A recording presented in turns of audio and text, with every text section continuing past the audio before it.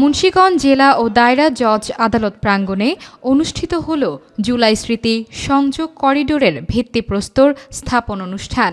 সোমবার সন্ধ্যায় আয়োজিত এই অনুষ্ঠানে প্রধান অতিথি হিসেবে বক্তব্য দেন গৃহায়ন, গণপূর্ত ও শিল্প মন্ত্রণালয়ের উপদেষ্টা আদিলুর রহমান খান। সেখানে সাংবাদিকদের প্রশ্নের জবাবে তিনি বলেন, প্রধান উপদেষ্টা ইতোমধ্যে জাতীয় নির্বাচনের একটি টাইম ফ্রেম ঘোষণা করেছেন। জানুয়ারি মাসের মধ্যে সংস্কার কমিটির রিপোর্ট জমা দেয়া হবে। তারপর সব রাজনৈতিক দলের সঙ্গে আলোচনা করে নির্বাচনের সময়সূচি চূড়ান্ত করা হবে। যে সংস্কারের কমিটিগুলি তাদের রিপোর্ট বের হয়ে আসবে এই মাসের মধ্যেই, জানুয়ারিতে। তারপরে আমরা রাজনৈতিক দলগুলোর সঙ্গে কথা বলবো।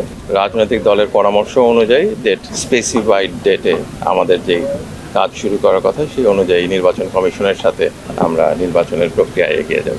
অনুষ্ঠানে আরও উপস্থিত ছিলেন মুন্সিগঞ্জ জেলা প্রশাসক ফাতেমাতুল জান্নাত, পুলিশ সুপার মোহাম্মদ শামসুল আলম সরকার, জেলা ও দায়রা জজ Kazi Abdul Hannan, chief judicial magistrate Gazi Delwar Hossain এবং গণপূর্ত অধিদপ্তরের প্রধান প্রকৌশলী শামীম আক্তার।